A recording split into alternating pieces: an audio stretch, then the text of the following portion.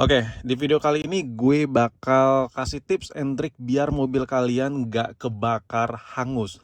Ini berdasarkan pengalaman gue dan gue bakal kasih tips and tricknya. Tapi sebelum itu hidupin dulu kali. Panas banget boy di dalam mobil tuh. Kita nyalakan dulu. Jadi gue bakal kasih tips and trick gimana. Ini baru nyala, jadi gue nggak bisa langsung nyalain AC ya. Taruh. Gue bakal kasih tips and trick gimana agar mobil lu misalnya amit-amit nih, semoga nggak terjadi tiba-tiba terbakar gitu. Dan gimana caranya biar mobil lu tuh nggak habis kebakar banyak. Nah, yang udah gue bikin video ini kenapa ya? Sebenarnya gue nggak ada niatan atau kepikiran bikin video kayak gini. Cuman siapa tahu video gue ini bermanfaat buat orang-orang di luaran sana dah. Karena ini apa yang gue video ini berdasarkan pengalaman pribadi gue juga. Nah, gue punya kejadian mobil gue kebakar juga, tapi dari dalam kabin, sekitar mungkin 3 atau 4 tahun yang lalu lah, lupa lah. Jadi malam-malam gue lagi bawa barang mobil gue ya. Bukan mobil ini. Jadi Mercy gue itu kebakar di bagian dashboard ya. Bagian dashboard itu tiba-tiba asap gitu, udah mulai gitulah. Nah, apa yang harus dilakukan kalau mobil itu sudah ada percikan api, bahkan udah ada apinya? Yang pertama, kalian itu harus tahu sistem persisteman mobil, tapi gue bikin lebih simpelnya aja. Kalau seandainya terjadi kebakaran di dalam kabin, itu besar kemungkinan itu penyebabnya dari korsleting listrik ya, korsleting arus. Itu kalau di dalam kabin ya. Cara mengatasinya paling simpel gimana? Lo nggak usah panik.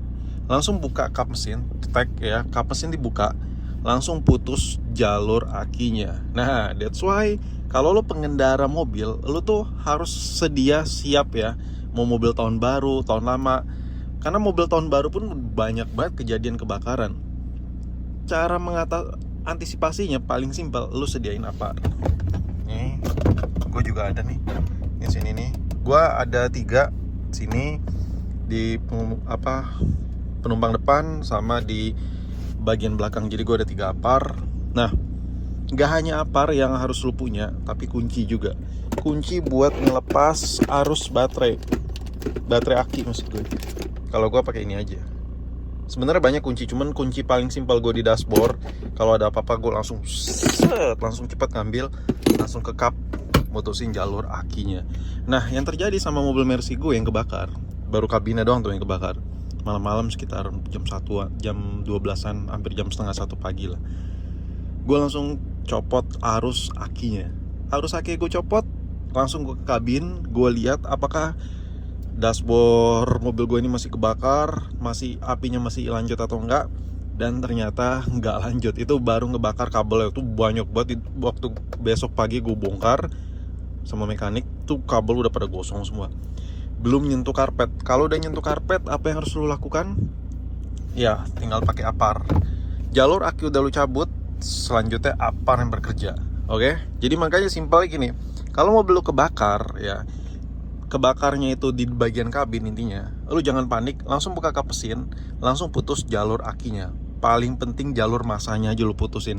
Simpel lagi nih, minusnya lu cabut aja. Itu kan lengket tuh ke bagian chassis, ke bodi itu.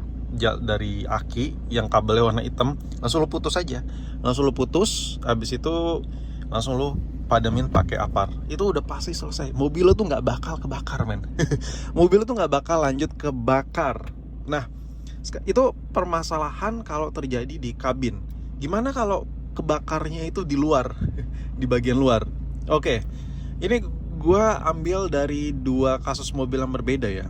Kalau seandainya mobil lu kebakar dan mobil lu tuh gasoline, bensin, isi Pertamax, Pertalite, Pertamina Turbo ya, jangan sekali-sekali kalau kap mesin itu udah kebakar, lu siram bensin, lu siram pakai air. No. Kalau ada orang tiba-tiba nolongin lu bawa gayung, bawa ember mau nyiram mobil lu, jangan sekali-sekali mobil bensin ya yang udah kebakar lu siram pakai air. Itu bakal makin meledak tuh mobil lu, bakal makin gitu. Jangan sekali-sekali, never. Yang harus lu lakuin adalah matiin mesin ya, stop kontak tuh wajib lu matiin. Habis itu yang harus lu lakuin apar lu sediain ya. Pokoknya lu pakai apar, kap mesin lu buka kalau selagi bisa lu buka. Saran gue wajib lu buka. Entah itu lu lepas baju, buka kap mesinnya kalau udah panas karena kena api. Intinya kap mesin wajib lu buka, lu semprotin tuh apar. Makanya kalau buat mobil bensin, gue rekomendasiin lu sedia apar 2 ya. Ada 2 sih saran gue. Tapi apar itu nggak terlalu safety kalau lu simpan di dalam mobil.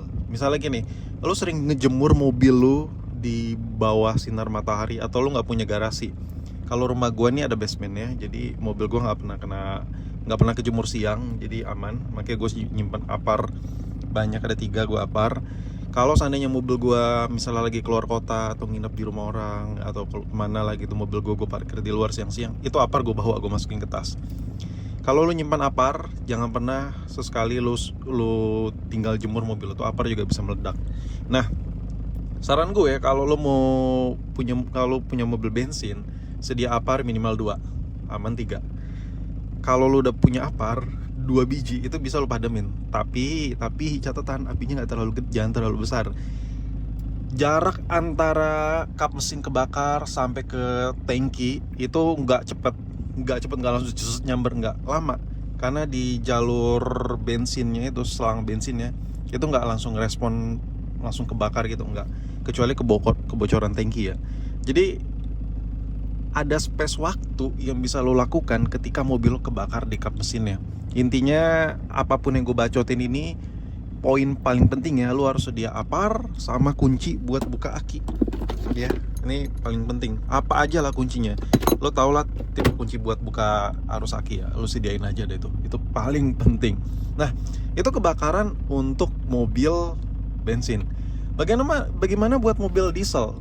Diesel bahan bakarnya itu kalau mentahnya belum panas banget, gak ada kompresi, nggak semercik bensin. Jadi biasanya mobil diesel itu lebih ke runway.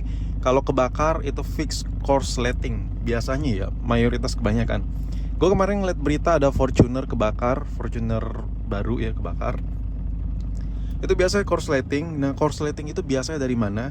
Biasanya korsleting itu dari aksesoris, dari perintilan. You know, zaman sekarang mobil tuh upgrade lampu, upgrade klakson ya, upgrade head unit ya. Dan itu di luar dari kapasitas standar yang dibuat sama pabrikan. Jadi lu harus tahu resikonya. I know mobil gue juga banyak perintilan yang terjadi di sini. Cuman yang namanya aksesoris tambahan itu lu nggak perlu terlalu maintenance yang gimana harus lu cek berkala, nggak. Intinya saat pemasangan lu tuh harus lihat saat pemasangan aksesoris, jalur kabelnya itu rapi, kualitas kabelnya rapi, grade kabelnya rapi. Meminimalisir kebakarannya itu jauh lebih penting kalau saat pemasangan aksesoris. Nah, kalau mobil diesel kebakar, yang pertama dari aksesoris. Itu yang paling sering banget. Aksesoris apa aja yang bikin kebakar? Biasanya perlampu-lampuan. Gue udah pernah lihat juga Pajero kebakar dari bagian awalnya tuh, dari ke bagian dekat-dekat lampu dulu tuh. Udah fix itu jalur-jalur lampu tuh. Kalau misalnya mobil lo diesel, Innova, Fortuner, Pajero kebakar, simple. Balik ke tips kayak yang kebakar di dashboard tadi.